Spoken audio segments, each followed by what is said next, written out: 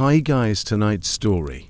Why you wouldn't survive a day in the Wild West. Welcome back. Welcome back, partner. You're still here. That's good. You're wrapped up in your blanket, probably laying on a soft bed, with indoor plumbing just a few feet away. Life is easy, cozy, modern. But tonight, we're heading somewhere a little less gentle. Somewhere with creaky floorboards, rattling windows, and dust in places dust has no business being. Tonight, you're waking up in the Wild West. So go ahead and close your eyes. And let's see how long you'd survive, starting right at the crack of dawn. It's morning. The year, somewhere around 1872. The place, a shack outside a one-horse town somewhere in the dry gut of New Mexico territory. Your bed is a wooden frame stuffed with straw. There's a blanket, if you can call it that. It's really just a scratchy old horse blanket that smells vaguely like mildew and faintly like goat. You wake up coughing. Because the air, it's dry and dusty. So dusty, in fact, that overnight, a fine layer of the stuff settled into your nostrils, your lungs, your hair, your everything. You slept with your mouth open, too. That was a mistake. It's like you've been gargling gravel. There's no morning bird song, by the way. Maybe a sad rooster, if you're lucky, but more likely you're waking up to the sound of a neighbor's mule hacking up something terrible, or the wind rattling through warped wooden slats in your wall. You sit up in bed and immediately regret it. Your back hurts. You were sleeping directly on a board with maybe one layer of hay between you and a splinter. Also, your boots are gone. No, they weren't stolen. You just forgot you used them to plug the holes in the wall last night. The wind howled so bad through the cracks, you stuffed your shoes in them like make-do insulation. Frontier creativity. You rub your eyes. They're crusty. Not just woke up crusty. You sleep in the Wild West and haven't seen a bar of soap since last Thursday crusty. Now you stand up, careful, because the floor creaks like it's considering retirement, and you don't want to fall through. Some floorboards have been patched with tin scraps and horseshoe nails. It's charming, in the way tetanus is charming. The temperature inside your shack is basically the same as outside. No insulation. Your window is just a square hole covered with grease paper. No glass, just grease and hope. You shuffle to the wash basin. It's a rusty metal bowl on a wooden stool, with a cracked mirror nailed to the wall above it. There's no running water, just a tin cup of something that looks like water and might actually be leftover coffee from 3 days ago. You splash it on your face anyway. It's cold. But hey, now you're awake. Let's talk about what you're wearing. Last night, you slept in your clothes because it's cold at night, and because undressing means exposing yourself to the very real threat of spiders, scorpions, or a possum that lives under the floorboards. Your shirt, probably flannel or canvas, smells like wood smoke, bacon, and effort. Your pants are heavy denim, the kind that can stand up on their own. You've got long johns underneath, not for fashion, but to keep your legs from freezing off during the night. They haven't been washed in. Don't ask. You find your boots. Shake them out just in case something crawled in overnight. This is not paranoia. This is survival. And put them on. They're stiff. They rub your heels raw. One has a hole in the toe, but they're all you've got. So on they go. Outside your shack. It's early. The sun is just peeking over the horizon. The light is gold and soft, but don't let it fool you. It's going to be hot later. And dry and mean. Your breath puffs white in the cold. The dirt path outside is already crusty with dust. There's a tin coffee pot on a little fire you built before sunrise. That's your only luxury. Weak, gritty, overboiled coffee. You pour a tin cup and sip. It tastes like beans and sadness. Breakfast. Maybe some hardtack, maybe leftover beans, maybe nothing. You might chew on a piece of jerky if you're lucky. If not, well, hunger builds character. And now, you get to start your day. But before we ride off anywhere, let's pause here. Because waking up in the Wild West isn't just uncomfortable. It's the beginning of a long, dusty, dangerous day. One filled with chores, firewood, blisters, rattlesnakes, sunburns, and a whole lot of hoping your roof doesn't fall in during a windstorm. You haven't even made it to the town yet. You haven't tried to find work, or gone to the outhouse, or saddled a horse, or gotten shot at. Nope. You've just woken up, and already. You're tired, you're itchy, and you probably stepped on a nail. So for now, roll over, tuck that blanket tighter, and be grateful you live in a world with soft mattresses, running water, and actual toothpaste. We'll continue your Wild West misadventure next time. But for now, rest easy. Cowboy, you survived the first 5 minutes. Still here under your warm blanket. Good. Let's head back west. The sun is climbing now. The rooster has crowed, your cough has settled, and your boots, uncomfortable as they are on your feet.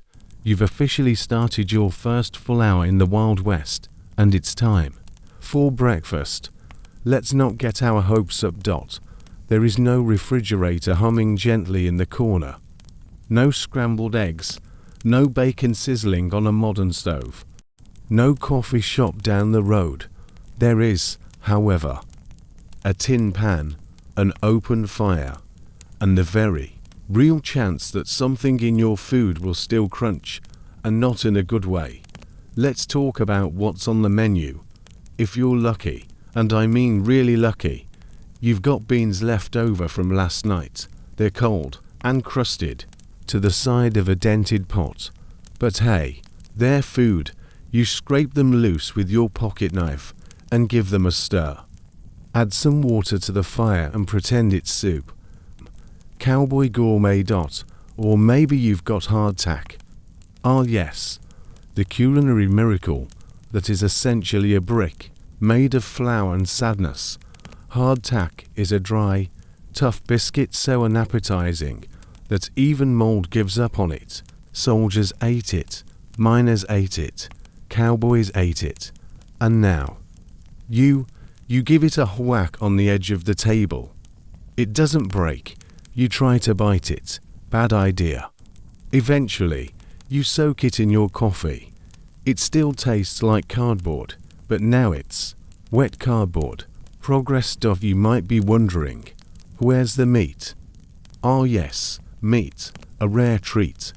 Maybe you've got jerky or leathery strips of cow that taste like salted rope.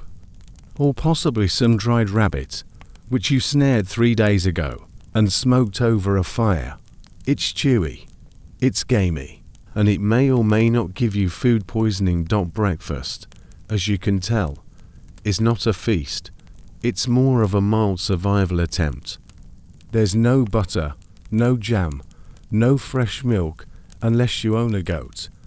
And even then, the goat has opinions. Let's say, just for fun, that you're really splurging this morning. You're in a tiny frontier town with a saloon that opens early. Inside, the barkeep has something bubbling in a big pot over the stove. Is it oatmeal? Kinda. Could be cornmeal mush. Might be yesterday's stew, watered down and renamed gruel. Costs 5 cents. Comes with a side of judgment. You eat it anyway. While you're eating, let's talk about your boots again. Because you're going to feel them today. Your boots are tough, thick leather, maybe a little cracked. No arch support, no memory foam. Just hardened cowhide and a few nails keeping everything together. They weren't designed for comfort. They were designed to survive rattlesnake bites and stepping in things you don't want to name. You lace them up and realize they still don't quite fit.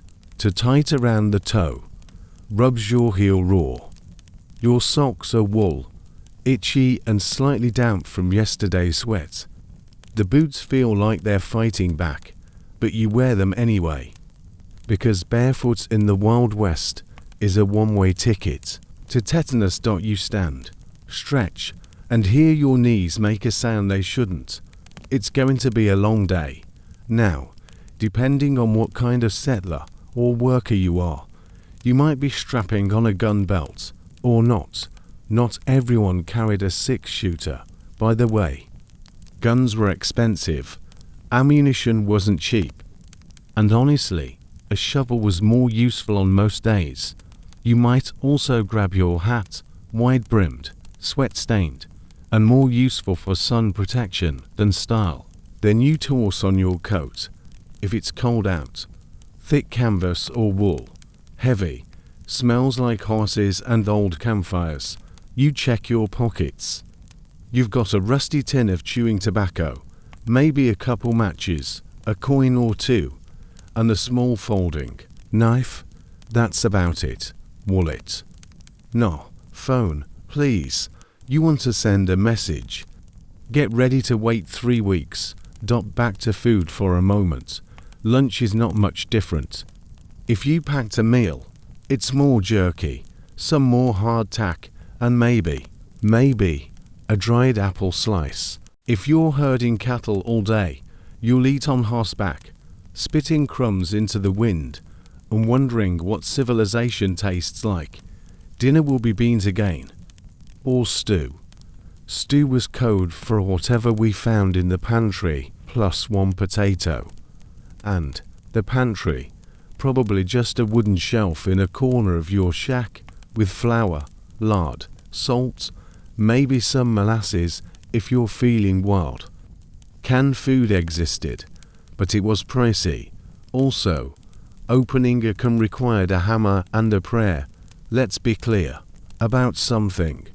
Nutrition was not part of the plan. Scurvy, common. Rickets, sure. You weren't getting fresh greens out here. You were getting Bayern beans, bacon when you could get it, and coffee so strong it could wake the dead. And speaking of coffee, let's take a moment to really honor that gritty, overboiled miracle in your tin cup. It's made from grounds you've reused 3 times. It has a hint of wood ash and probably a mosquito floating in it. But it's hot, it's bitter, and it makes you feel almost alive. So you sip it slowly, standing there, boots aching, belly full of boiled leather and regret. Watching the sun rise over a dusty horizon. You are ready to chop wood, ready to mend fences, ready to dig holes, herd cattle, sweep floors, or deliver mail 50 miles on foot. Whatever your job is, today, it's coming for you. And you, my friend, are fueled up on 400 calories of sadness and 3 tablespoons of hope. So take a deep breath. Feel the dry, dusty air fill your lungs. Squint into the distance like a dramatic cowboy in a slow motion movie. Because breakfast is over and survival is just getting started. You've had your Wild West breakfast. You've chewed your jerky. You've sipped your overboiled coffee. You've stretched your legs in those stiff leather boots that hate you more with every step. And now it hits you. You've got to go. But hold on, partner. There's no bathroom. Welcome to the worst part of frontier life. The part nobody in the cowboy movies ever talks about. The part where nature calls. And there's no plumbing to answer. So let's ease into this and talk about where, how, and just how badly you would have struggled with going to the bathroom in the Wild West. Let's start with the most advanced option, the outhouse. If you lived in a small town, or were lucky enough to have a permanent structure on your land, you might have an outhouse. That's just a fancy way of saying A wooden shed with a hole in the ground and maybe a crescent moon carved into the door for style. It's about 20 feet from the house because, well, it smells bad. Always. In every season. You'd walk out there in the early morning chill, carefully avoiding cow patties, chicken feathers, and the occasional confused goat. The outhouse door creaks open. Inside, a single wooden bench with a hole, maybe 2 holes, if you're living fancy. No lighting, no ventilation, just you, your thoughts, and about 500 flies that live there full time. There's a pile of old newspaper scraps in the corner. That's your toilet paper. If you're lucky. If not, you might have to rely on leaves or corn cobs. Yes, corn cobs, not soft ones either. The kind that exfoliate. Now, if it's summer, that outhouse is baking in the sun like an old soup can. The heat cooks everything in there into one thick, eye-watering stink. If it's winter, that wooden seat is frozen. You better hope you're fast. Otherwise, you're about to learn what a frostbitten backside feels like. Let's say you're out on the trail, riding herd, no outhouse in sight. What do? Simple. You dig a hole, or you don't. Let's be honest, a lot of people didn't. Cowboys would just head a little ways off from the trail, squat behind a bush or a rock, and do their business, then ride on. The prairie wasn't just wild, it was full of surprises. Like stepping in other people's surprises. If you were considerate, you might carry a little shovel or spade, called a cat hole tool. You'd dig a small trench, squat over it, then bury your gift to the earth. Congratulations, you've just invented 1800s composting. And what about women? Let's just say the Wild West wasn't exactly optimized for comfort or privacy. Skirts were long, layers upon layers, of fabric. If you needed to go, you had to hike all that up, find a relatively snake-free spot, and try not to fall over. There were no sanitary pads, no tampons, no running water to clean anything. Instead, cloth rags, washed and reused, yes, reused, stored in hidden cloth bags and boiled over the fire later when no one was looking. It was called monthly rags for a reason. Imagine doing all that during a dust storm, or on horseback. And if you were pregnant, which many women were, constantly, imagine trying to waddle out to the outhouse at night in freezing wind, holding a candle, in a corset, while 8 months along. Yeah, we complain about modern bathrooms being cold. They had splinters and raccoons. And speaking of night time, there's a reason people used chamber pots.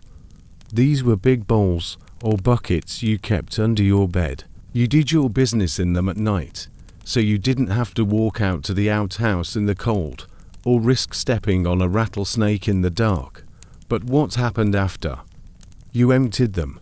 In the morning, sometimes into the outhouse pit, sometimes into a ditch, and sometimes just out the back window. That's right, the morning toss. Step outside, yawn, lift the chamber pot, and toss the contents into the alley. If someone was walking by, well, they just got an impromptu bath. That's why city folk in frontier towns learn to watch for flying liquids when walking past windows. Sanitation wasn't really a thing yet. Diseases. Oh, they loved the bathroom situation. Without plumbing, waste built up in rivers, ditches, shallow holes.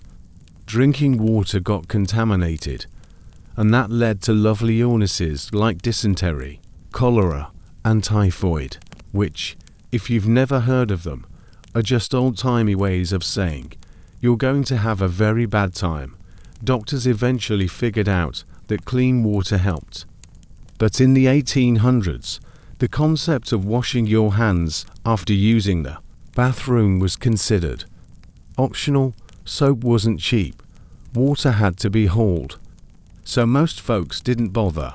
Let's take a moment to appreciate where you're sitting right now. Modern bathroom, toilet that flushes, sink with warm water, maybe even scented hand soap and a towel warmer.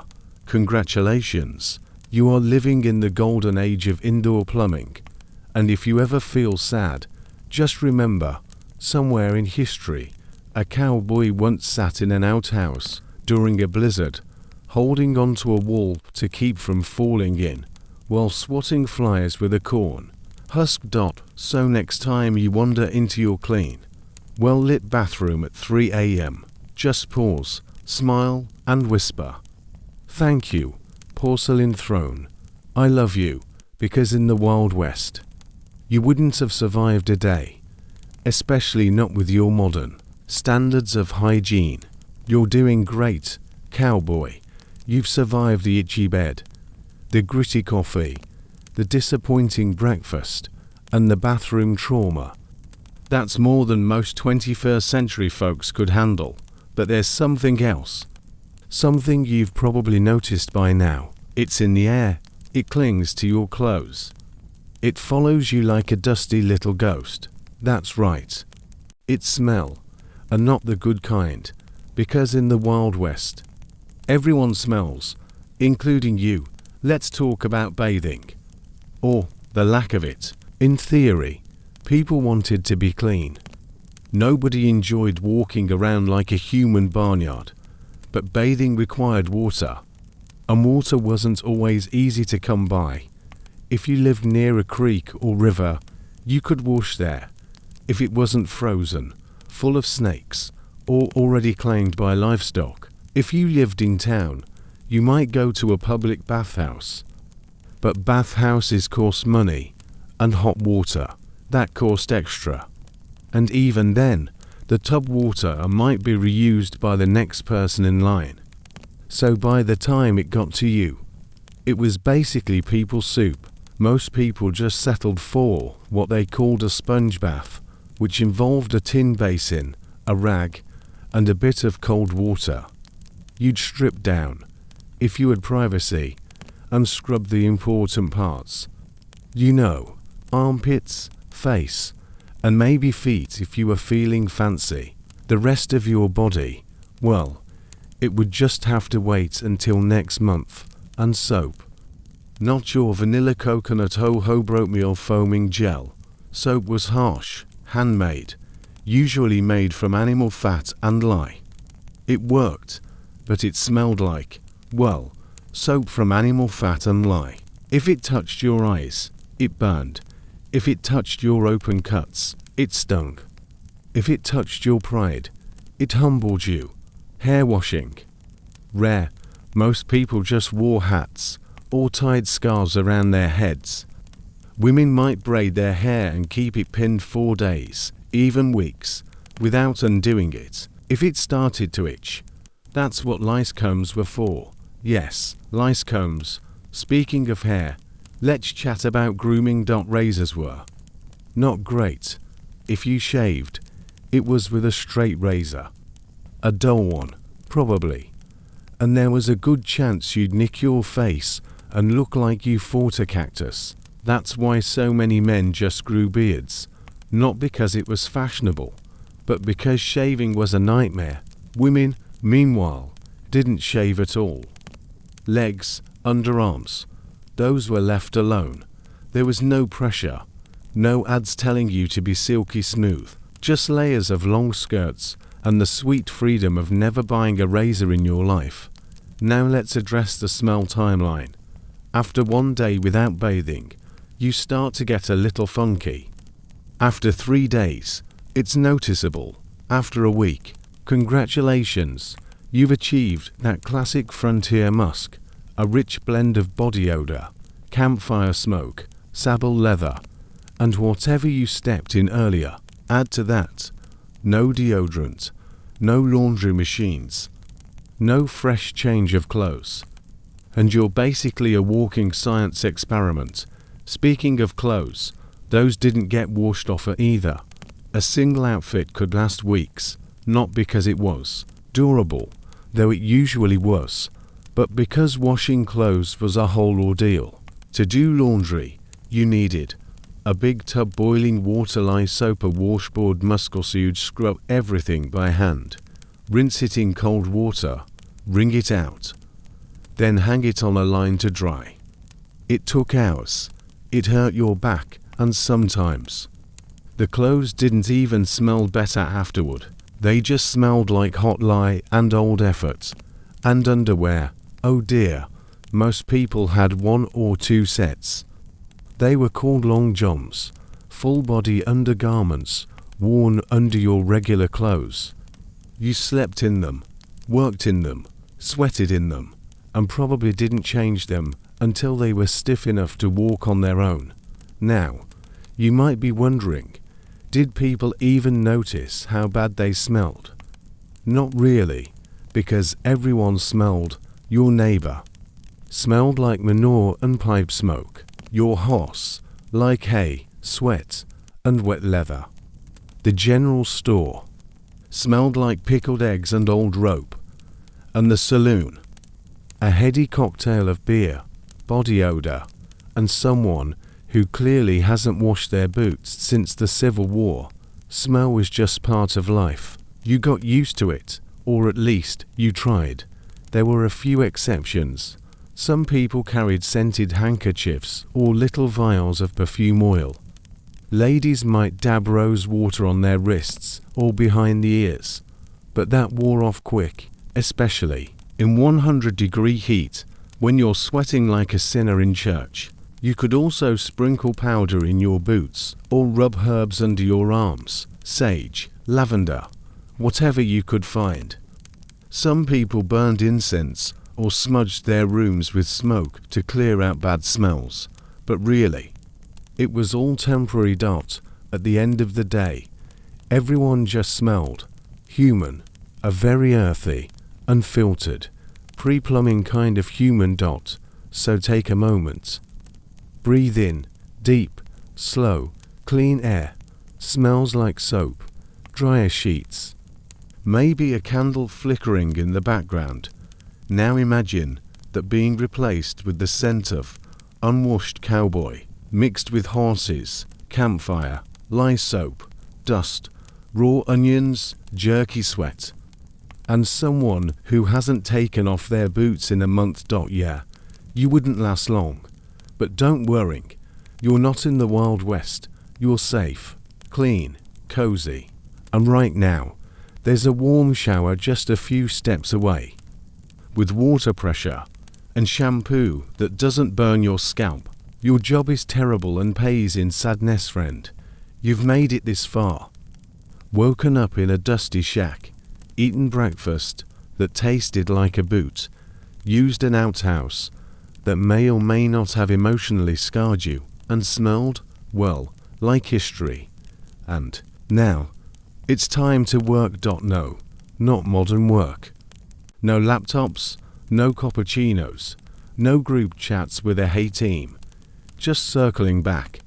Email chain. This is Wild West work, which means it's hard, dirty, dangerous, and pays in either coins, cornmeal, or sadness. Let's take a look at your options. Hope you weren't expecting dental. 1. The railroad workalites. Say you signed on to help build the Great Transcontinental Railroad. It sounds heroic. Swinging hammers, crossing vast plains, forging the future of America. But mostly, it's you, out in the sun, pounding spikes into rails for 14 hours straight, while getting blisters on your blisters. You're sweating. The heat is unrelenting, the food is basic, the pay is low, and the hours endless. Oh, and explosions are common. You'll be using dynamite to blast through rock. Did they train you for this? Nope. They just handed you a match and wished you luck. And if you're injured, you'll be replaced before the dust settles. 2. The cowboy, but not the fun kind. So you want to be a cowboy, ride horses, wear cool hats, Say things like howdy, great, now spend 12 hours a day in the saddle, herding thousands of cattle across dry, thorny plains. Your thighs will ache, your back will scream, and your horse will hate you because you bounce. You'll deal with dust storms, rattlesnakes, stampedes, and steers that don't care that you skipped breakfast. You sleep on the ground, you eat beans. You smell like the inside of a barn, and you're paid. Maybe $30 a month. Also, no one respects you. Cowboys were seen as low-class laborers. The movies lied. A lot. 3. The blacksmith made youth, got muscles, great with tools. Loved the smell of molten iron in the morning. Being a blacksmith was respectable, but hot and exhausting. You'd spend your day hammering metal into shape. Hot shoes, tools, hinges, maybe even a gun part or two. You stand in front of a roaring fire all day, with no safety goggles, no gloves, and no earplugs. The good news, everyone needs a blacksmith. The bad news, your lungs are slowly turning into soot cake. 4. The cook everyone eats, even in the middle of nowhere. So if you could boil coffee and burn beans, congrats. You could work as a chuck wagon cook. You'd ride ahead of a cattle, drive, set up camp, and prep meals for 20 hungry men using nothing but a campfire, a rusty pot, and questionable meat. You sleep less than anyone. You wake up first, and you get yelled at if someone finds a pebble in their stew. You are equal part chef, medic, therapist, and poison tester. And your stew always tastes like beans, even when it's not. 5. The saloon worker. Maybe you're not into cows and coal dust. Maybe you're drawn to the blinking lanterns and piano music of the saloon. Then congratulations. You might be working as a barmaid or bartender. Long hours, rough crowd, constant noise. And let's not sugarcoat it. The Wild West saloon was no spa. The floor was sticky. The air was smoky. The customers were usually drunk, dusty, and full of bad decisions. Barmaids often doubled as entertainers. If you catch the historical drift, consent was iffy, respect was rare, and tips not really a thing. But hey, free watered down whiskey. 6. The minor gold rush. Silver veins, dreams of striking it rich, and what do you get?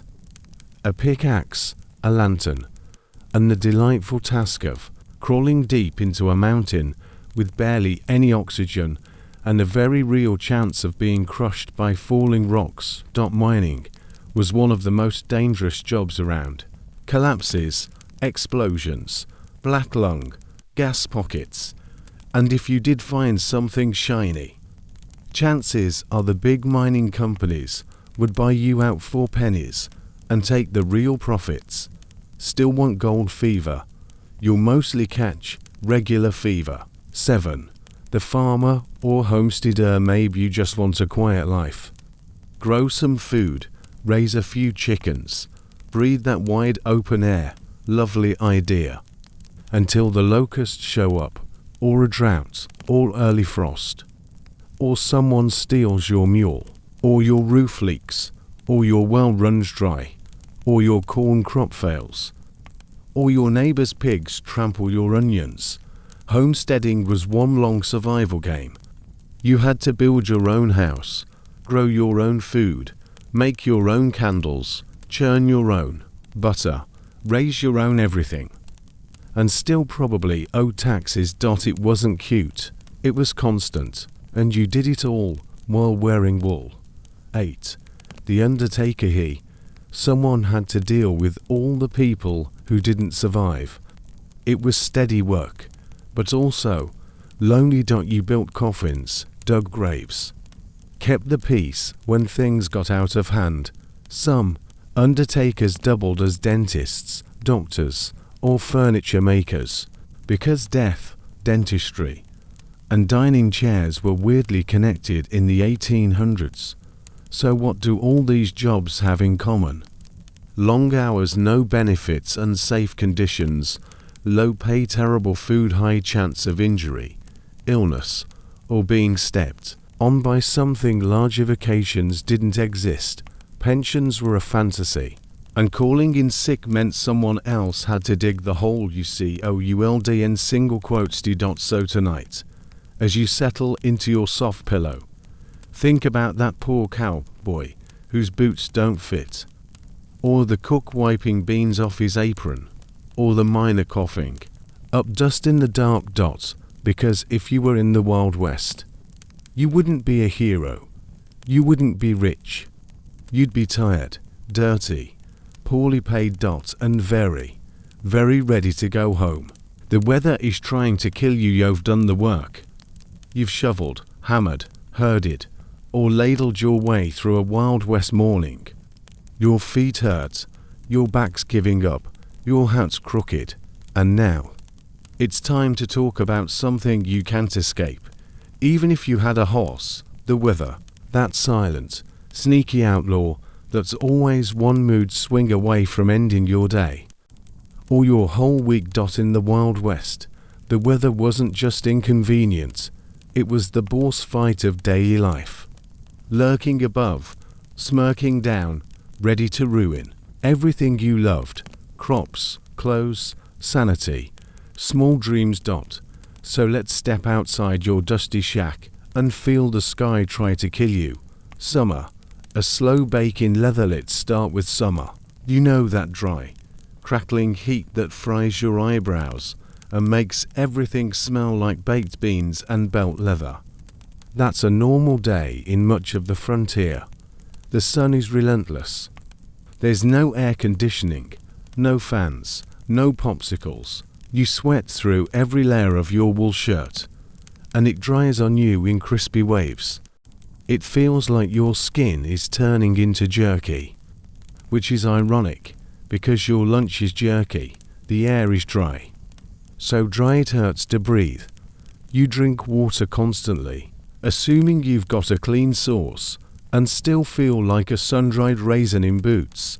Your house, no insulation, no shade, just four walls and hope. You try to nap in the afternoon. The wooden floor feels like a skillet.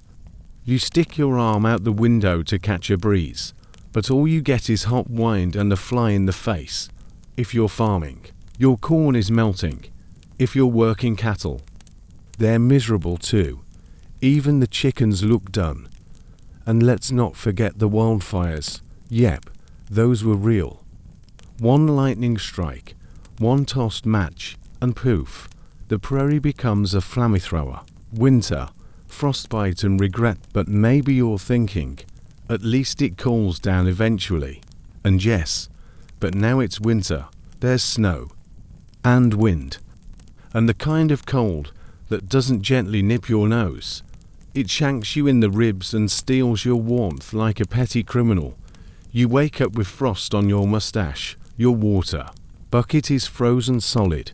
Your breath fogs in the air like a ghost trying to escape your lungs. The walls of your shack let in the chill. It's a welcome guest. The fireplace, sure, it helps if you've got wood.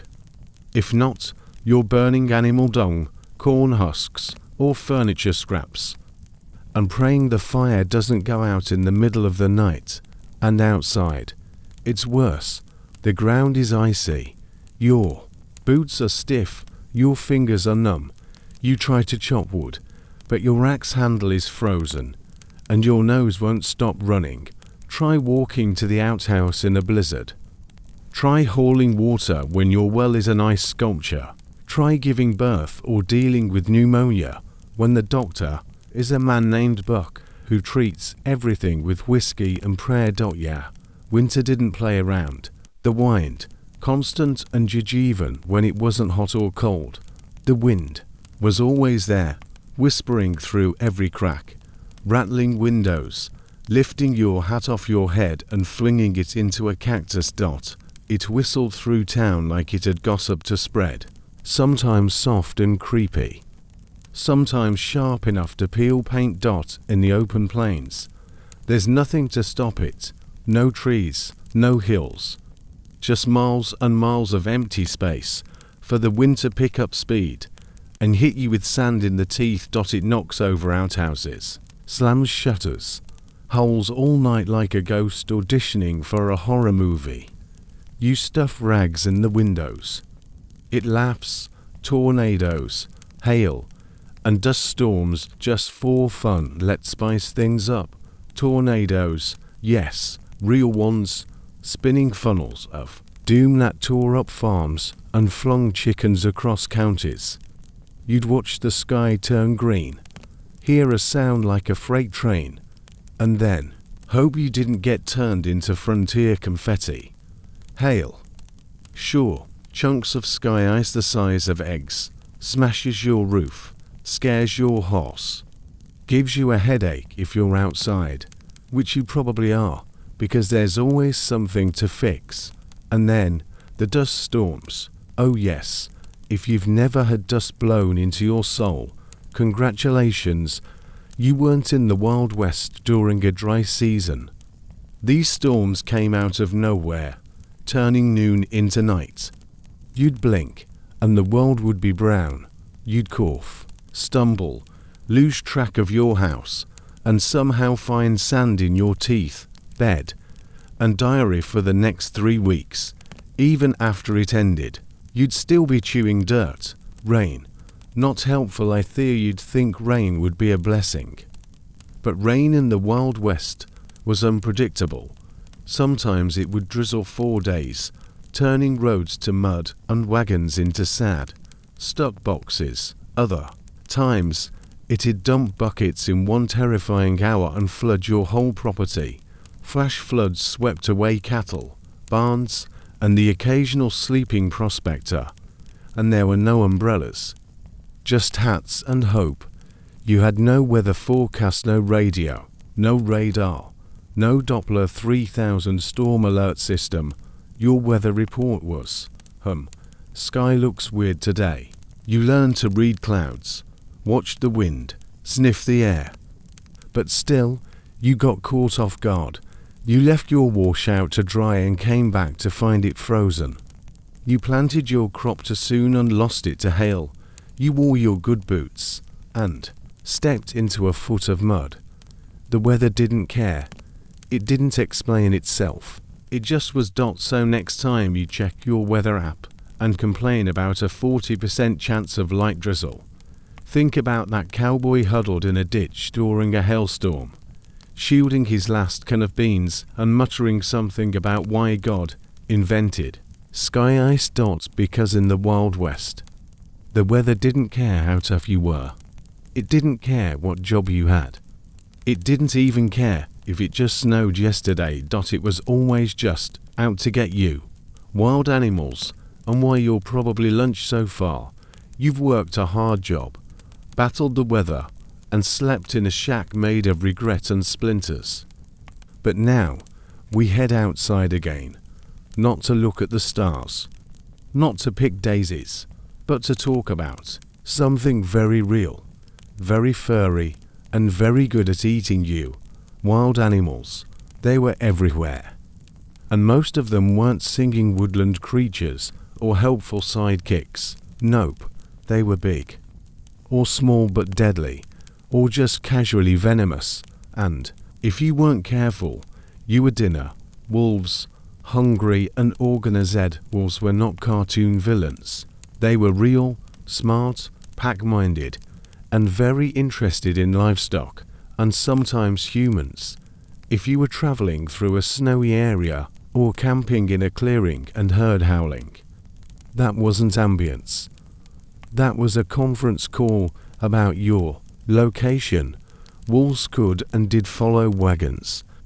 They waited until you were distracted, then took your sheep, or your cow, or your leg, and if it was winter and prey was scarce, you looked like a pretty good option. And no, you didn't have a rifle slung across your back at all times. Sometimes all you had was a lantern, a broom, and bad aim. Bears, big, grumpy, and hungry for literally anything. Grizzlies, black bears, brown bears. If it had fur, teeth and weighed more than your entire family wagon. It roamed parts of the Wild West, and they were not shy. Bears could smell food from miles away. They'd tear open cabins, tip over chuck wagons, and once inside, they didn't care what they ate: bacon, boots, soap, you. If you tried to scare one off, good luck. You'd yell, bang pots, wave your arms. Sometimes it worked. Sometimes it just made them angry. Also fun. Some frontiersmen kept pet bear cubs for a while, until they remembered that cubs grow into nightmares. Snakes, quiet, quick, and venomous. You're walking barefoot because your boots are drying. You step on something squishy. Then, sting. Congratulations. You just met a rattlesnake. There were tons of venomous snakes in the West. Rattlesnakes were the main culprit, hiding under rocks, in shoes, inside cabins, or under blankets. You'd hear the rattle if you were lucky. If not, it was just sharp pain, swelling, and a long wait to see if you were going to die. Medical treatment, hope, mostly, maybe whiskey. Maybe a folk remedy involving onions or mud. Antivenom, that's adorable. It wasn't invented yet. Wild boars and razorbacks, these weren't cartoon pigs. These were angry, tusked nightmares with bad attitudes and no fear of humans. Boars could charge you out of nowhere. They'd root through your garden, chase your kids, knock over your wash basin, and generally act like a four-legged wrecking ball. And when they got mad, they didn't stop. They just kept coming. Bullets often bounced off their skulls. And if you fell down, yeah, best not to fall down. Skunks, porcupines, and small terrors, they're true in your day. Not all wild animals wanted to kill you. Some just wanted to make your life miserable. Skunks would spray your dog, your boots, or you, and the smell didn't wash off, ever. Porcupines chewed on wagon wheels and left needles in everything, including your curious cow. Badgers were small but fierce, like furry little tanks with a grudge. And don't forget the foxes, raccoons, and coyotes that snuck into your barn and stole your eggs, your pies, or your sense of safety. Birds of prey. Sky thieves. Let's talk hawks, eagles, vultures. If you raised chickens or rabbits, these birds were your mortal enemy. They'd swoop down, grab a prize, and be gone before you could shout hey. And if you collapsed in the desert from heat stroke, the vultures would circle, not because they're evil, just because they're efficient. Your horse might kill you too. Let's not forget the animal you relied on every single day, your horse.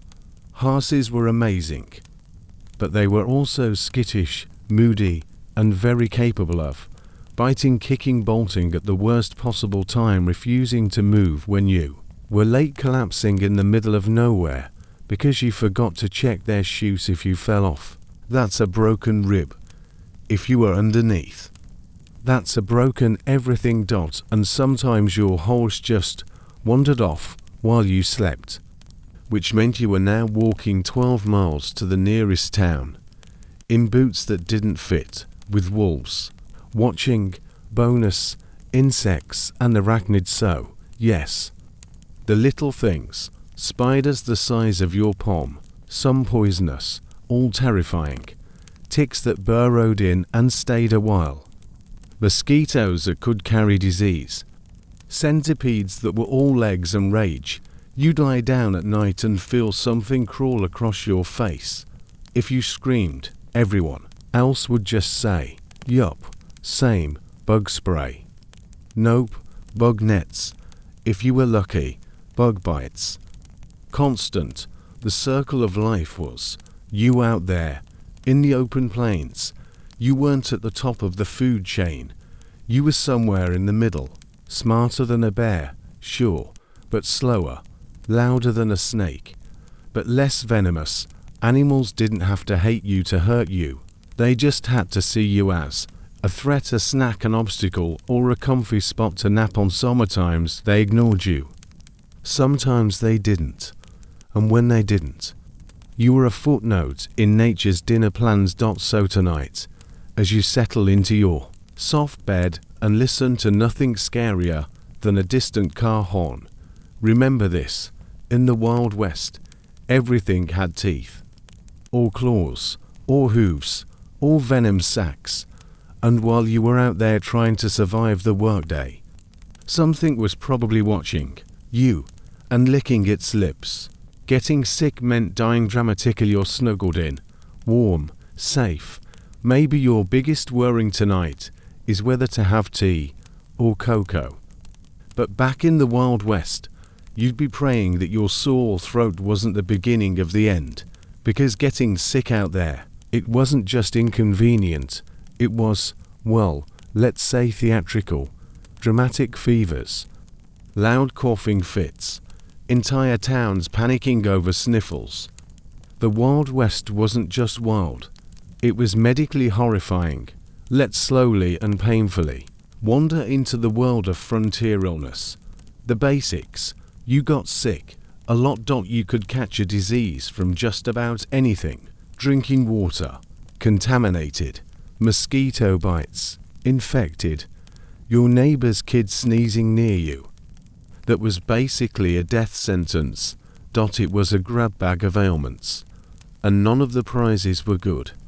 Let's list a few of the classics: cholera, caused by bad water, hit hard, hit fast, dehydrated you into a human raisin.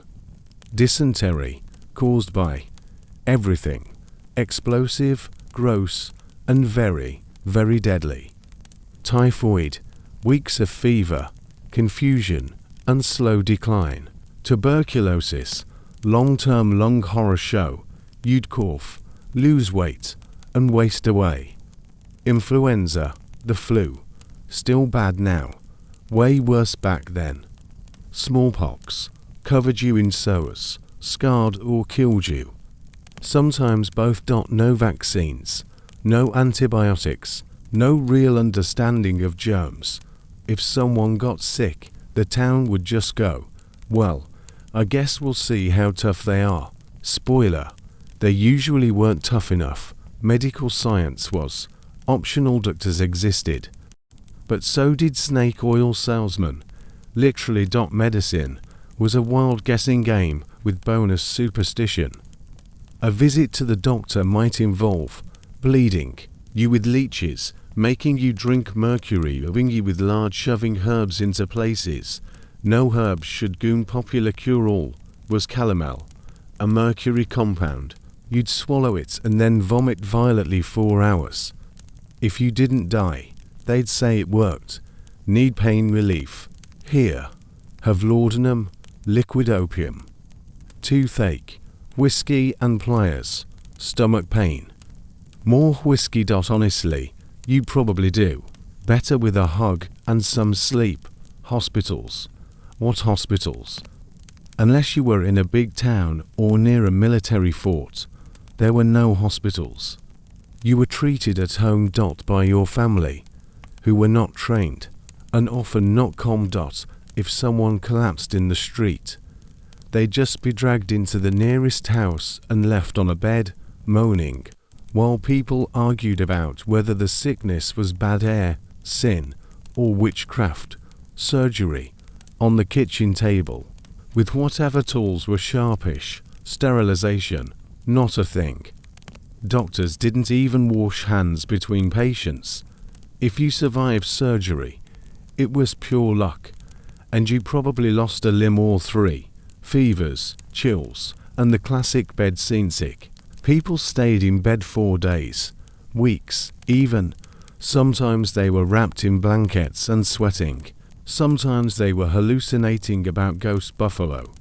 Every house had a sick room, which was just the one room with the least chickens in it. Friends and neighbors came by to whisper things like, "They look real pale today," or "I reckon they'll be gone by Tuesday." Sometimes they brought soup. Sometimes they just stood awkwardly and stared at the patient like it was a sad theatre show. Midwives and folk healers, not everyone trusted doctors. Some trusted herbalists, midwives, and local healers. These were often women who had passed down knowledge for generations. They used boiled roots, dried flowers, animal fat, homemade tinctures with names like lung brew and gut soother. Some of it worked, some of it caused visions of floating goats. If you had a fever, they'd rub you with vinegar. If you had a cough, you got pine sap tea. If you were really bad, they'd whisper prayers and hope your soul found peace. Honestly, their bedside manner was usually better than the doctor's, but they couldn't fix a burst appendix with pine cones. You died a lot, let's not sugarcoat it. The average lifespan in the frontier wasn't great. If you made it to 40, people called you old man. If you made it to 60, they assumed you were some sort of immortal forest wizard. Children, many didn't survive past 5. Disease swept through households and took the youngest first. Death was normal, expected. It was just part of life. People made their own coffins, dug their own graves, and kept black clothes ready at all times. When someone died, they were buried the next morning, usually out back, sometimes next to the outhouse.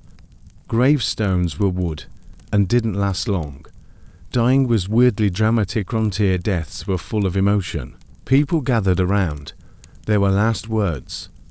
Wolves whispered into ears, prayers, sobbing, and sometimes nobody knew what was happening because symptoms were mysterious. Coughing and weakness could be a cold, could be tuberculosis, could be poison stew. A man might just go to bed after dinner and never wake up. And everyone would just go, well, guess he was tired. They called it things like consumption, swamp fever, or bad humors, but really, they didn't know. Not until the body got cold. And yet, people kept going despite all this. People lived, they worked, they laughed, they got sick and got better. Sometimes, they built lives out of mud and spit and sheer stubbornness. And they didn't have NyQuil, or Kleenex, or cough drops.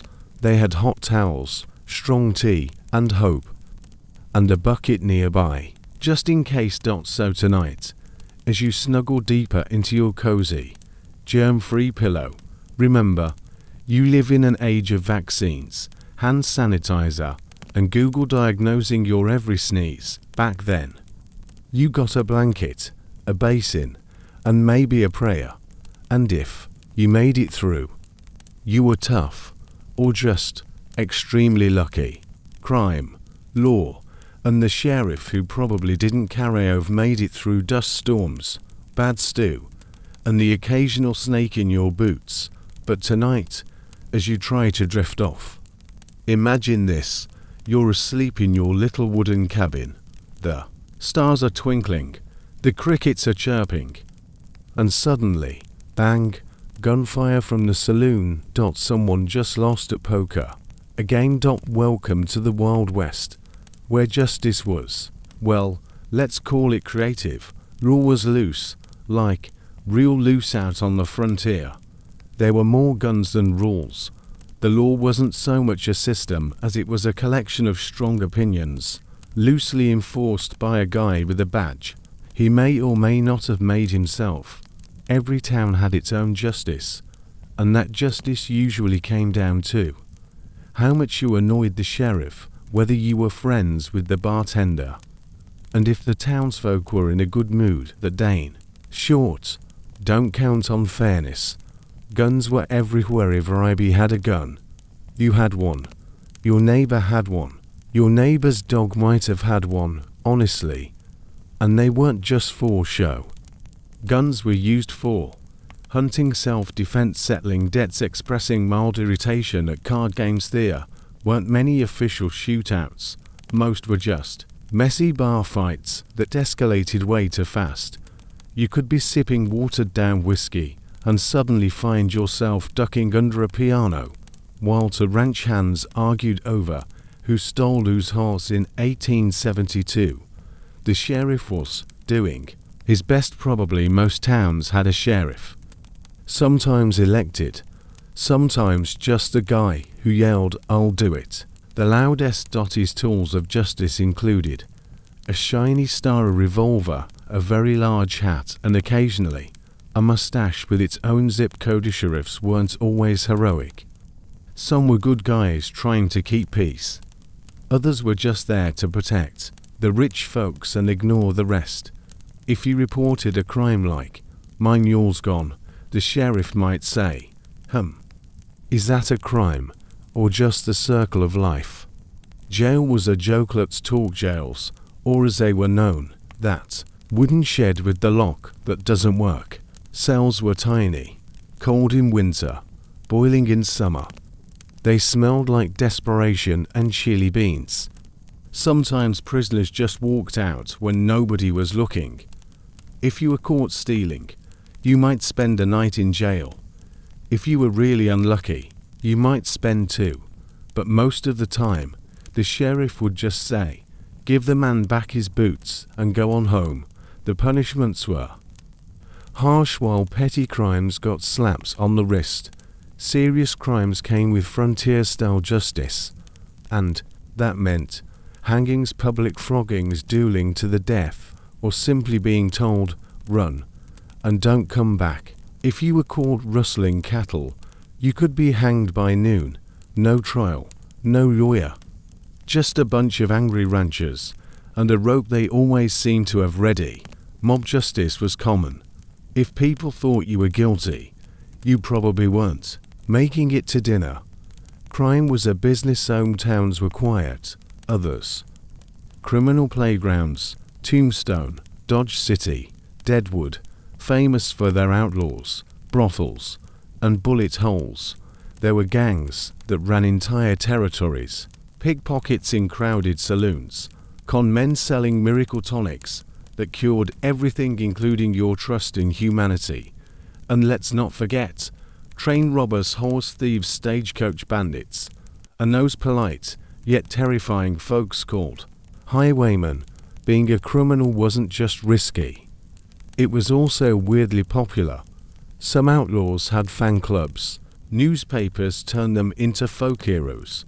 You could rob a train, hide in the hills, then come back in a few months and run for mayor. And probably win. Courts were improvised, on the rare occasion that someone got an actual trial, it happened fast. No long jury deliberations, no high-powered lawyers with flashy suits, just a judge, sometimes the same guy who owned the local saloon, a few angry witnesses, and someone yelling, "He done it." Evidence optional. Witnesses often drunk. Verdicts usually shouted over a goat bleating in the back row. People didn't care about legal nuance. They wanted results, or at least a decent show before supper. Sometimes you had to handle things yourself. Justice was unreliable. Many folks just took care of problems on their own. You get robbed, you track the thief. Your cow goes missing, you find it. And if someone's eating it, well, time for a little barnside justice. That's how we got vigilantes. Unofficial citizen lawman who thought, if the sheriff won't do it, we will. Sometimes they did the right thing. Other times, they made things much worse. They round up suspects, hold quick trials behind the saloon, and hang people by sunset. Justice, kind of. Accuracy, debatable. Yet people carried on despite the chaos. Or maybe because of it. The West kept rolling. People learned to live with risk. They kept their doors unlocked, or bolted. Depends who you asked. They trusted the local sheriff, or at least hoped he'd shoot in the right direction. They built towns, voted in elections, and somehow made room for weddings and barn dances. Even when the jail was full and the saloon had 3 active knife fights. It was messy. It was unfair, but it was home. So tonight, as you lie in your warm, law-abiding bed. Just be glad you don't have to defend your honor with a revolver, or rely on a sheriff who might be passed out in a rocking chair. Justice now may be slow, but at least it doesn't involve a noose and a saloon piano player playing Dusty Trails goodbye. Why everything was sticky, smoky, or covered in dust. You wake up in your little wooden shack on the edge of nowhere. The rooster's screaming again, your bones ache. You stumble outside for some fresh air. And immediately get hit in the face with a gust of dirt. Welcome to the Wild West, where the air wasn't fresh, the floor wasn't clean, and the smell. Let's just say you wouldn't be bottling it 4 candles. Everything out here, and we do mean everything, was either sticky, smoky, or dusty, sometimes all 3. Let's gently peel back the layers of grime and wander through a typical Wild West day. Dirt and all. Dust everywhere. Let's start with the big one, dust. If you think a modern construction site is dusty, you haven't walked through a frontier town in summer. No paved roads, no grass, no sidewalks, just bare dirt, as far as the eye could see, packed down by wagon wheels, boots, and hooves. Every time a horse trotted past, dust cloud. Every time the wind blew, dust tornado. Every time someone coughed. It was probably part lungs, part dust. You'd eat it, breathe it, wear it, sleep in it. You'd wake up and your pillow would feel like someone sprinkled sand in it. Your teeth would feel gritty, your coffee a little crunchy. Even indoors, it wasn't safe. There were gaps in the walls, in the floorboards, in the roof. So when the wind kicked up, it was like being inside a flour sack, except instead of flour, it was dirt and despair. The smoke never quit. If you weren't covered in dust, you were probably soaking in smoke. Fireplaces, wood stoves, campfires, smoke from cooking, heating, and occasionally burning your garbage or someone's outhouse. Without central heating or electric stoves, smoke was just a part of life. You'd come home from a day of work smelling like someone grilled an old boot, eyes red, clothes smoky, hair permanently toasted, and since ventilation wasn't exactly engineered in frontier homes, that smoke would just sit inside, curling into your curtains, soaking into the walls, drifting up into your nose. Think of it like a very aggressive Yankee Candle called burnt log and regret. Sticky, gooey, unsolvable messes. Let's talk sticky. Between the animal droppings, spilled whiskey, boiling lard, and molasses barrels leaking in the general store, the ground in any town was basically a trap, mud in spring. Sticky, slop thrown from a window. Stickier, blood from a bar brawl. Surprisingly sticky. You could walk down the street and collect a new layer of residue with each step. And your boots, they never fully dried out. They were either soggy from creek water or sticky from cow guts. Even indoors, things were suspiciously tacky. Tables were cleaned with whatever cloth wasn't currently holding a chicken. Floors were washed with buckets of leftover wash water that had already been used to clean your socks, or your teeth, or your ox. And in kitchens, grease was life, and it was everywhere. Your hands were greasy. Your hair was greasy. Your stovetop looked like someone cooked bacon using dynamite. No one really cleaned. No. Here's the shocking part. People didn't really clean that often. Not because they didn't care, but because it was a full body workout. You wanted to mop the floor. You had to fetch water, boil it, carry it, wring out rags by hand, and scrub on your knees for 2 hours just to move the dirt from one place to another. Brooms were homemade. Soap was homemade. And the soap made of lye and animal fat. It didn't smell like lavender. It smelled like wet goat and fire. And laundry. Forget it. It took days. Water had to be heated over the fire. Clothes had to be pounded, scrubbed, wrung out, dried in the sun, and then ironed by heating a literal block of iron on the stove. Most folks wore the same thing until it was visibly able to walk away on its own. If you owned two shirts, you were a fashion icon. Animals didn't help it in animals, because they were everywhere. Horses, cows, pigs, chickens. In your yard, in your house, sometimes under your bed. And animals do what animals do. They poop, they pee, and they track mud in every time they wander through your broken door.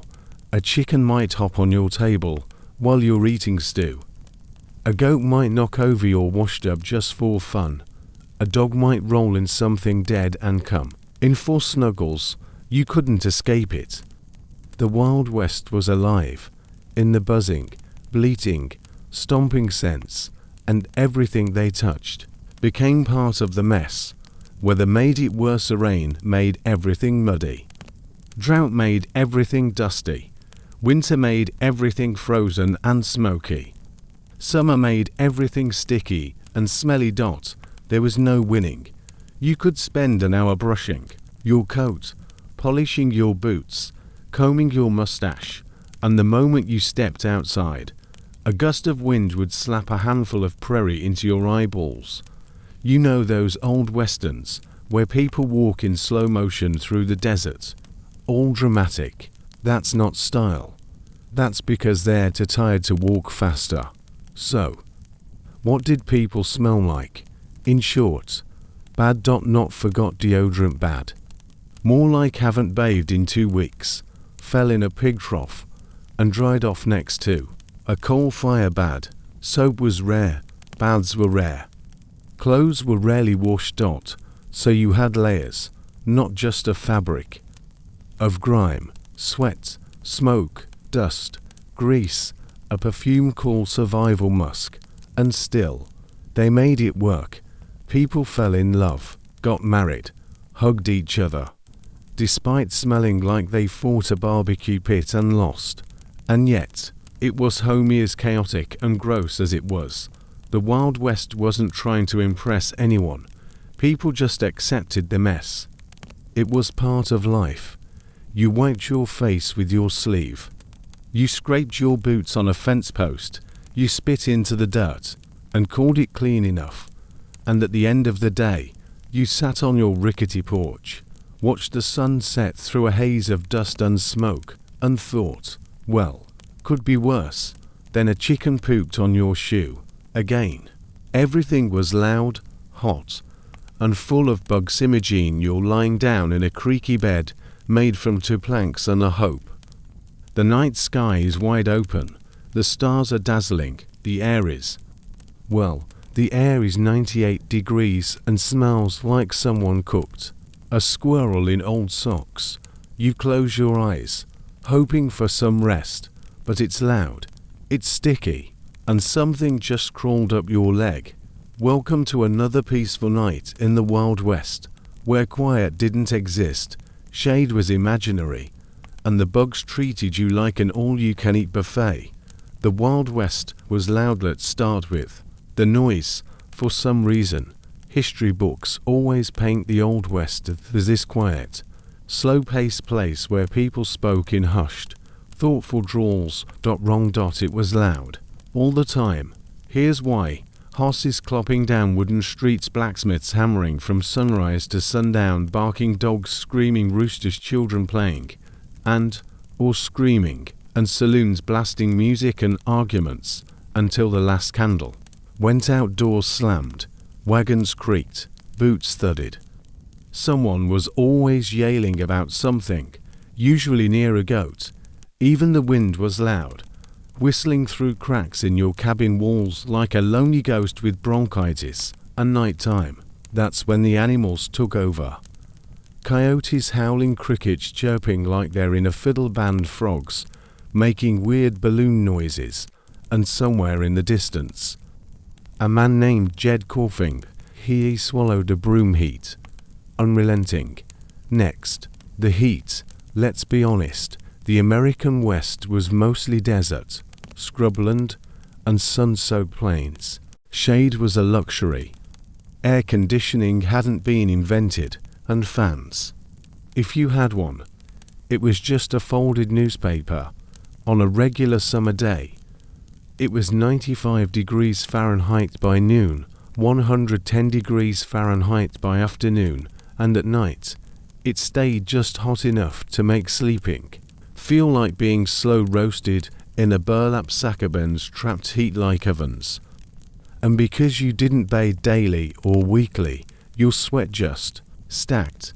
Imagine sleeping in your clothes, under a wool blanket, in a room made of dry timber, next to a fire, while a cow watches you through a window. That's your evening. And then came the bugs. Oh yes, the bugs. So many bugs, everywhere, all the time.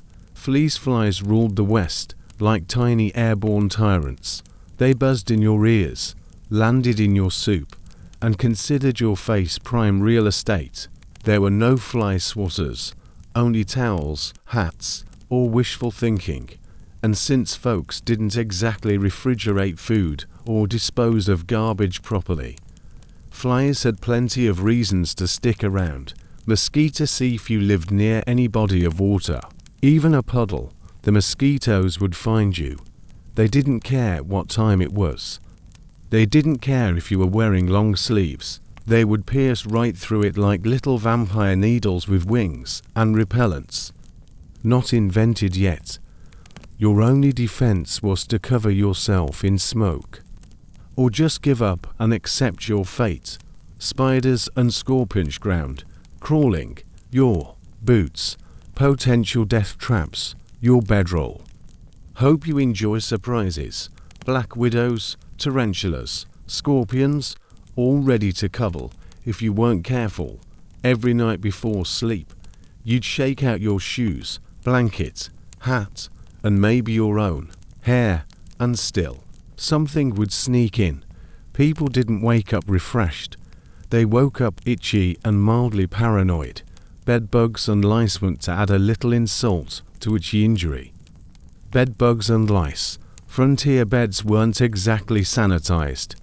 They were made with straw, feathers, or whatever stuffing you could find, which made them perfect homes for these tiny freeloaders. If you weren't being bitten by mosquitoes outside, you were being munched on by bedbugs inside. Itchy welts, sleepless nights, and the slow realization that yes, your pillow might be alive. Oh, and don't forget lice. They lived in your hair, and your hat, and your friend's hair, and their hat. And now they live with you forever. You couldn't wash it away in modern times. If you feel gross, you hop in the shower. Not so in the Wild West. Bathing meant hauling water from a stream or well, heating it over a fire, and pouring it into a tin tub, which might have been used by your entire family before you. Soap was rare and smelled like bacon. Towels were shared, and your bathwater looked like tea brewed in a coal mine. You didn't bathe every day, or even every week. You just got used to feeling gross. And if you were too hot, you might strip down and jump in the nearest creek. But only if there weren't snakes, snapping turtles, or leeches waiting to join you. Sleep. Good luck after sweating all day, scratching bug bites, and trying to tune out the screech of a passing donkey. You finally lie down, but it's still hot. There's no breeze. You're sharing your bed with insects and probably a cousin. Your mattress is lumpy, your sheets are dusty, your back hurts, your feet are dirty. And somewhere nearby, a neighbor is yelling at a possum. Sleep was possible, but it wasn't peaceful. Most folks just passed out from exhaustion. That's not rest. That's survival-based unconsciousness. And then you'd wake up and do it all again. You'd wake up sweaty, itchy, cranky, and probably sunburned. You'd brush the bugs off your boots, swat 3 flies off your face, step outside, and immediately sweat through your only shirt, but you kept going. Because there were cows to milk, chickens to chase, dust to sweep out of your eyes, you'd smile at the rising sun, stretch your sore arms, and then realize someone left the barn door open and the goats on the roof again. So tonight, as you lie in your bug-free bed, under cool sheets, with the hum of a quiet fan, just take a moment to whisper a quiet thank you to whoever invented windows with screens, because the Wild West, it may have had adventure and freedom, but it also had beetles in your socks and spiders in your breakfast. The food was questionable at best. Close your eyes. Picture yourself sitting by a campfire under the stars. The flames crackle, the sky stretches wide. Your belly rumbles. Someone hands you a steaming bowl of something. You ask, "What is it?" They say, "Don't worry about it." And then they cough. This, friend, is dinner in the Wild West. You wouldn't survive a day. Not because of the gunfights, but because of the food. Spoiler, everything was brown. Let's just say it. Up front, the color palette of frontier cuisine was mostly brown, slightly darker brown. And is that supposed to be green? Food didn't look great. It didn't smell great. And if it tasted great, it was either a miracle or someone used actual seasoning. Rare beans. And more beans. Cowboys practically lived on beans, usually pinto beans or navy beans, cooked slowly over a fire in a cast iron pot, with bacon grease if you were lucky, with dirt and ash if you weren't. Beans were cheap, filling, easy to transport, and likely to give your bunkmates regrets. They'd soak the beans all day, cook them at night, and eat them again in the morning. Leftovers were common. Flavor, not so much. After a few days, your digestive system would start begging for mercy. Coffee was the lifeblood. Coffee was the one thing everyone agreed on. You had to have it. But Wild West coffee wasn't smooth. It wasn't pumpkin spice. It was a dark, gritty potion that doubled as paint thinner. They made it by tossing grounds into boiling water. No filter, no cream, no sugar. Just bitter, caffeinated mud served in a tin cup. You'd sip it, you'd shiver, and you'd say, that'll keep me alive until sundown." If the beans didn't get you, the coffee would. Meat was a gamble. Meat was a treat, but it came with complications. If you were on the trail, you might eat salt pork, which was mostly fat, jerky, which was mostly salt game meat, like deer, rabbit, or squirrel if you could shoot straight, but without refrigeration. Most meat had a shelf life of about 30 seconds, so it was often dried, smoked, or covered in salt until it resembled shoe leather. You'd chew it. You'd chew some more. You'd consider crying. And eventually, you'd swallow something that vaguely resembled nourishment. Also, sometimes the meat was mystery meat. Best not to ask where it came from. Was it beef? Was it raccoon? Was it Carl's old mule? Shh, just eat it, partner. Bread was. Tough bread was technically part of the meal. But don't expect fluffy dinner rolls. You'd get hardtack, a dry, square biscuit, so hard it could break your teeth and your will to live. Hardtack was made of flour, water, and stubbornness. No yeast, no softness, just crunch. People would soak it in coffee to soften it, fry it in bacon grease, or just gnaw it like a stressed beaver. If your hardtack had weevils in it, you just tapped them out and kept eating. Protein, right. Spices were basically a myth. Seasoning, spices, herbs, those were dreams, delusions, luxury for rich folks back east. Out here, season meant salt if you had any, bacon grease if you had bacon, or chili powder if someone had a mother from Texas. Most meals were bland, Some were so bland they became emotionally damaging. So if you ever wondered why frontier folks looked so serious in old photos, it's probably because they were eating boiled squirrel with plain beans again. Dairy was tricky, milk didn't last long, and not everyone had access to a cow. Even when they did, it came out warm and unpasteurized, sometimes flecked with hay or other ... surprises. Butter was a luxury, cheese was rare, and if you ever got a hold of cream, you were either very lucky or had just robbed a preacher. Most folks just gave up on dairy and drank coffee, or rainwater, or whiskey. If it was payday, vegetables. If your lucky veggies were rare, fresh, once, even rarer. On the trail, vegetables came in two forms: canned American tomatoes, canned peas, canned corn, all preserved within an inch of their life. Fresh veggies only came if you had a garden or someone passed through town selling produce for an outrageous price. Most folks got their vitamins from, well, not much. That's why you saw so many cases of scurvy, the pirate disease, popping up among cowboys and settlers. Yes, people on dry land were walking around with pirate illnesses because they hadn't seen a fresh fruit since last harvest.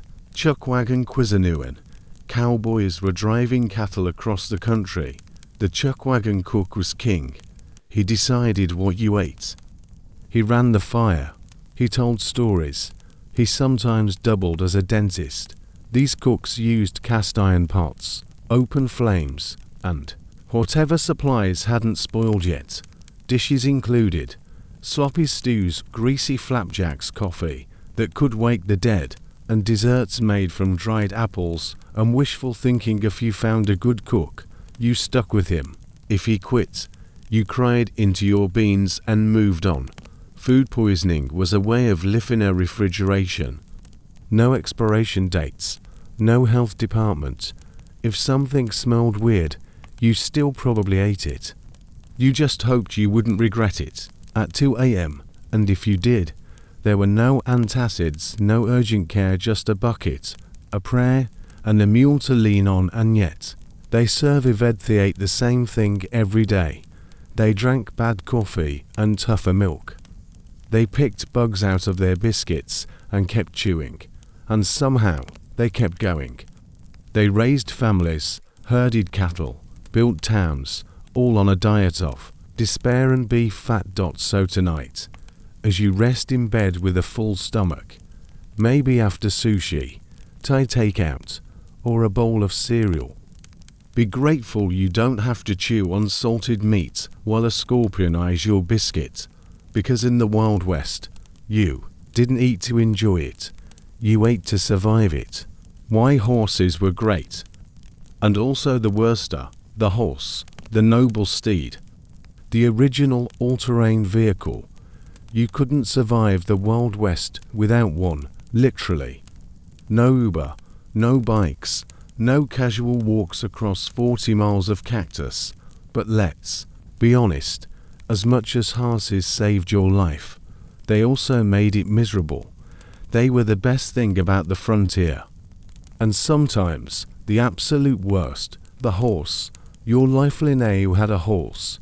Or you didn't go anywhere. No joke. Distances out west were huge. Towns could be miles apart. And walking was not an option, unless you liked blistered feet and rattlesnake bites. Horses carried your gear, your food, your regrets. They pulled wagons, dragged plows, and chased cattle. They were the engine of the Wild West, fueled by hay, water, and the stubborn will to ignore your commands. Saddle up, but not comfortably. It's talk about riding one of these majestic beasts. Sounds dreamy, right? Hair blowing in the wind, galloping across the plains. Well, in reality, the saddle was hard as a rock. The stirrups rarely fit. The horse had opinions, and your backside. About to get obliterated. Ride 4 hours, bouncing, jostling, shifting, until your hips felt like they'd been replaced with rusty wagon wheels. After one full day on a horse, you'd walk like a confused scarecrow. Cowboys didn't complain, but they definitely limped. Horses were filthy here's the part Hollywood leaves out. Horses were messy. They sweated. They drawled. They snorted snot on your shirt. They stepped on your foot, kicked over your bucket, and rolled in mud right after you brushed them. Their hooves constantly needed cleaning, their manes needed grooming, and their stalls, well, let's just say shoveling horse poop was a daily reality. Sometimes twice daily. Smelled bad, looked worse. You just put your bandana over your face and tried not to breathe through your nose. Horses had attitude you'd think a life-saving, noble creature would be calm and graceful. Note. Some horses were sweet. Some were absolute menaces with legs. They would stop for no reason, refuse to cross water, spook at squirrels, bolt toward things you specifically didn't want to visit like cliffs. Your horse didn't care if you were tired or in a hurry. He was tired. He was the boss. You were just along for the ride. And if he wanted to toss you into a bush, well, hope you brought bandages. They could get you killed, but not on purpose. Horses were fast, and that saved lives. But they were also easily scared, and that cost lives. Picture this. You're galloping away from bandits. Your horse sees a rabbit, spooks, launches you into a cactus patch. Bandits catch up. Game over. They could trip, throw a shoe, or twist a leg, leaving you stranded miles from anywhere with nothing but a can of beans and some bruises. If your horse broke down, you didn't call a tow truck. You cried. Then you walked. But you still loved them despite the frustration, danger, and poop. People loved their horses. They had names, personalities. Cowboys would sing to them at night. Pioneers would pat their necks and whisper, "You did good today, old girl." You relied on your horse like a best friend. You ate because of them. You lived because of them. So yeah, they were annoying. But they were also family. The alternatives were worse. I didn't like horses. Too bad. Here were your other options. Oxen. Strong but so slow mules. Stubborn geniuses who hated you walking. Good luck with fate. Oxen-pulled wagons, but moved at a pace that would make a snail impatient. Mules were tough, but had zero tolerance for nonsense, which included most humans, and walking. You'd make it about 4 hours before a cactus claimed your soul. No such thing as a clean ride after a full day's ride. Your clothes were dusty, your mouth was dry, your boots were filled with mystery debris, and your hat, probably home to a spider-gnawed smell. You, your saddle, and your horse all fused into one pungent creature. You'd roll off your horse at camp like a sack of flour and hope someone had started a fire. Or a bath, or maybe just a nap. Wild horses equals wild-headed chestnuts. All horses were tamed. Out on the plains, you had wild mustangs running free.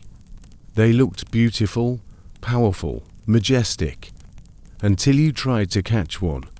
Wrangling a wild horse was like trying to tame a tornado. They kicked, they bit, they bucked, they ran. Some cowboys made a living breaking them. But breaking a wild mustang was basically a wrestling match with hooves and screaming.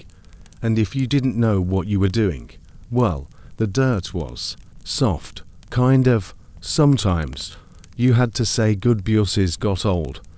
They got hurt. They didn't always make it through the winter. And when they passed, it was like losing a partner, a quiet friend. The West could be brutal like that, even to the animals who got you through it.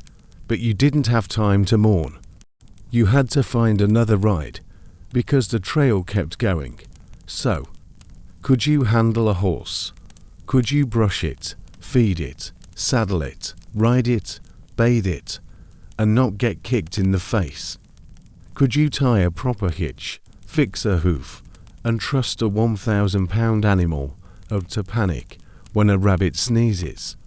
Could you eat jerky with one hand while galloping away from outlaws with the other? Maybe, maybe not. But in the Wild West, your horse wasn't just transportation. It was your ticket to survival. So tonight, as you lay in bed with your electric scooter charging peacefully in the corner, take a moment to thank every horse, whoever carried a weary rider across the dust and into safety, even the ones that bucked them into the nearest creek.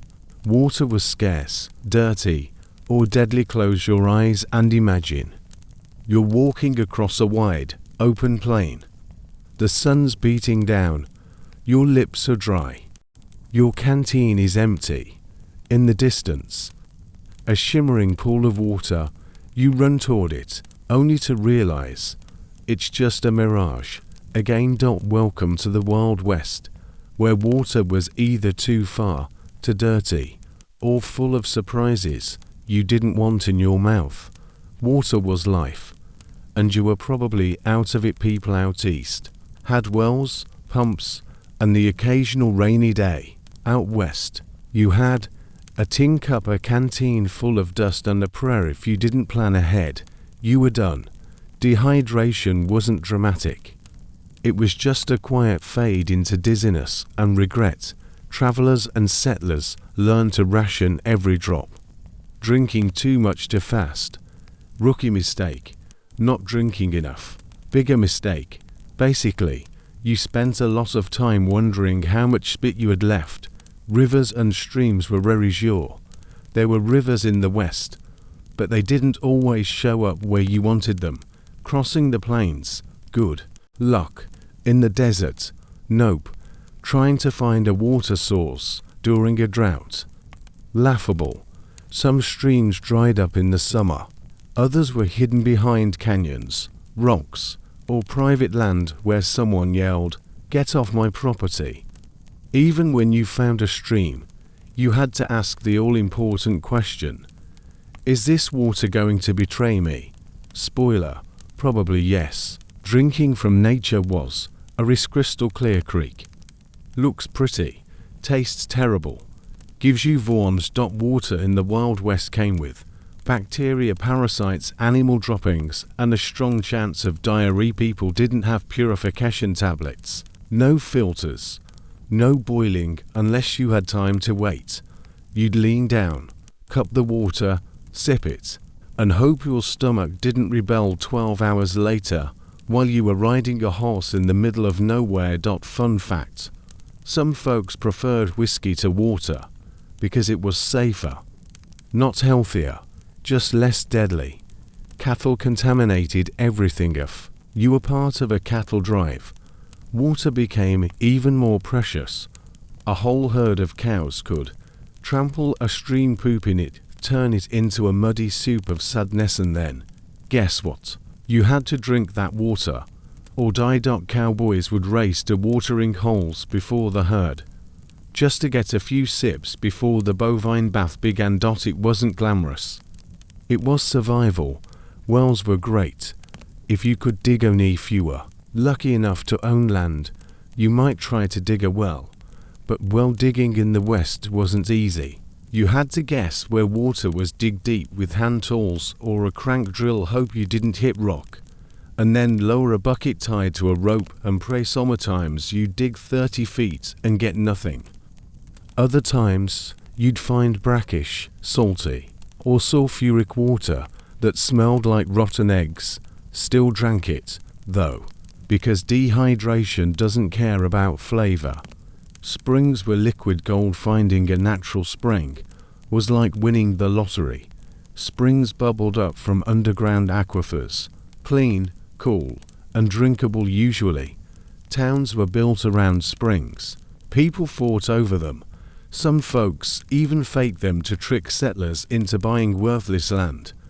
If your wagon train stumbled onto a spring, celebration time. That night's dinner, beans with water, fancy, desert water. Good luck. If you were traveling through places like Arizona or New Mexico, Things got scary fast. The heat was relentless. Shade was rare, and water was almost mythical. Some Native American tribes and experienced guides knew where to find hidden sources, like cactus juice, desert wells, or seep holes in rocks. But for most settlers, the only thing they found in the desert was thirst. Water holes could be a cupboard. Let's say you did find water. Congrats. Now, check for snakes, scorpions, coyotes, someone else who found it first and doesn't want to share. People fought over water. Seriously, gunfights happen near watering holes. If someone accused you of stealing their source, you might get chased off. Or worse, sharing was not caring. Sharing was survival math. Rainwater was collected. So mess if you had a cabin or a covered wagon, you might collect rainwater with barrels or canvas. Problem is, it didn't rain often. And when it did, you had about 15 seconds to dance in it, shout joyfully, and get every bucket you owned into position before it passed. Rainwater tasted cleaner than most other sources, though. Unless it ran off a dirty roof, then it was just roof tea, too salty. You're doomed. Some water sources were there, but undrinkable. High salt content made it dangerous. You drink it thinking, this isn't too bad. Then your lips would crack, your throat would burn, and you'd realize you were more dehydrated than before. Salt lakes and alkali ponds were the ultimate tease. Looked cool, tasted like betrayal. Bathing was a low priority if water was scarce. Guess what didn't happen? Bathing, washing clothes, basic hygiene of any kin people went weeks without a bath. Cowboys smelled like horses. Horses smelled like everything. Even if you wanted to clean up, it just wasn't worth the risk of wasting good water on your armpits. You'd get clean. When it rained, maybe. So, could you stay hydrated? In the Wild West, water meant survival. But it also meant carrying heavy canteens, guarding springs, boiling suspicious puddles, and hoping your luck didn't run dry. Could you make it a whole day with just one tin cup of muddy stream water and a whisper of hope?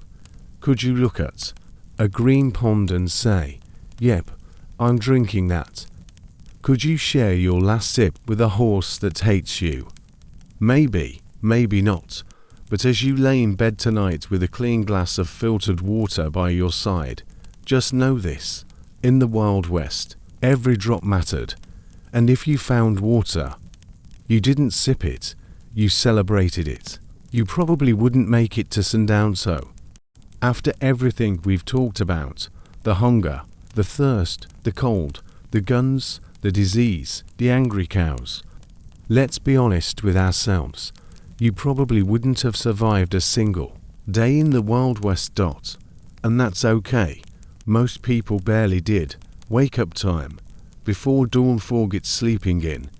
You were up before the sun. Maybe 4 or 5 a.m. Why? Because there was work to do. Always. If you were a cowboy, saddle your horse, check the herd, ride out and hope nothing escaped overnight. If you were a pioneer, feed the livestock, haul water from a well 50 yards away, and then maybe try to make some dry bread that tasted like flour. Still yawning? Too bad, you're already behind schedule. Breakfast was functional. Breakfast in the Wild West wasn't eggs Benedict and coffee with oat milk. It was cold beans, stale cornbread, maybe jerky if you were lucky, and coffee thick enough to pave a road. And yes, that was considered a good morning. No toast, no fruit, no fresh anything. You just chewed quietly and stared at the horizon, wondering why your jaw hurt.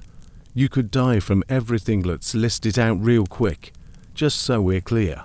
You could die from snake bites falling off your horse, starvation, freezing to death, dehydration, dysentery, bandits, cattle stampedes, bad water infections, getting lost, getting shot, getting kicked by a mule, or just having a bad day and tripping into a canyon. It was dangerous out there, and there were no second chances.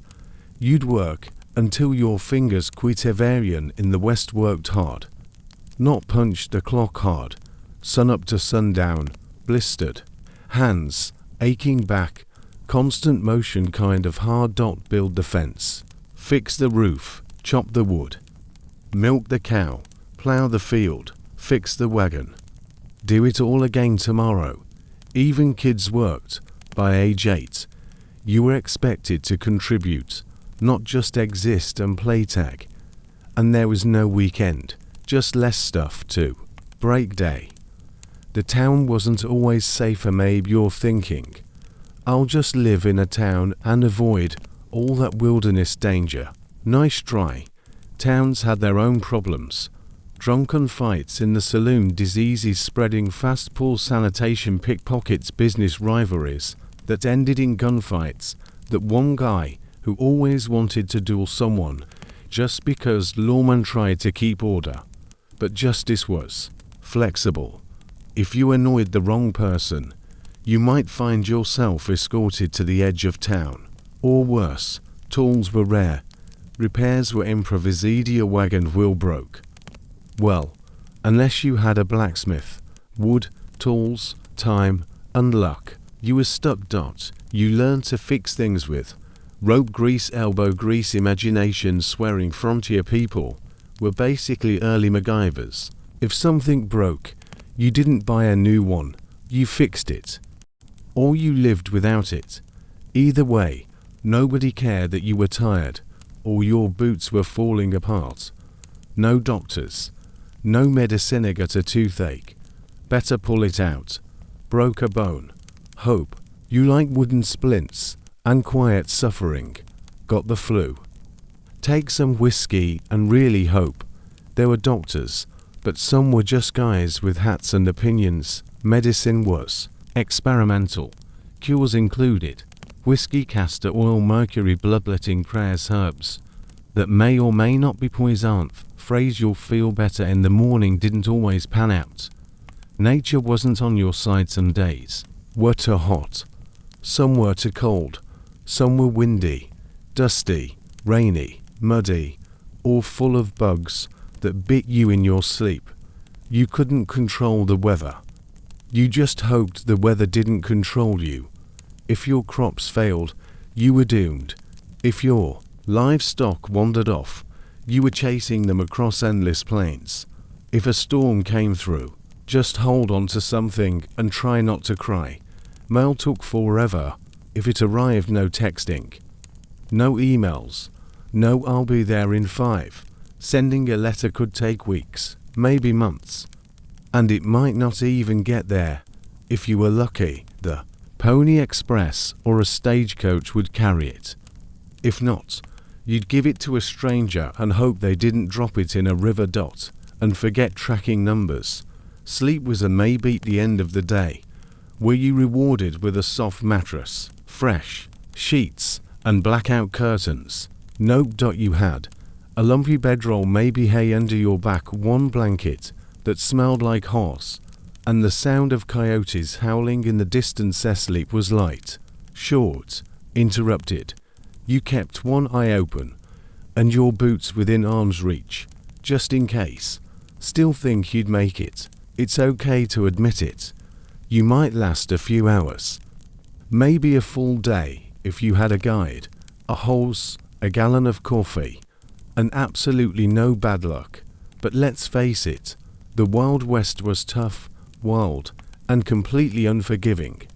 It was dusty, dangerous, beautiful, brutal, a place that didn't care how clever or brave you were. It just was. And if you made it through a single day without being robbed, shot, bitten, or burned, you were already doing better than most. So, sleep easy, tenderfootedness. You've earned some rest. You've herded cattle, outwitted snakes, cleaned a dusty saddle, rationed your last drop of water, and made it to sunset in one piece. In your imagination. Anyway. Now roll up that blanket, tip your hat, and drift off. knowing the real Wild West is safely behind you, somewhere far away in the dusty pages of history, because let's be honest, you wouldn't survive a day out there, but you sure made it through this story.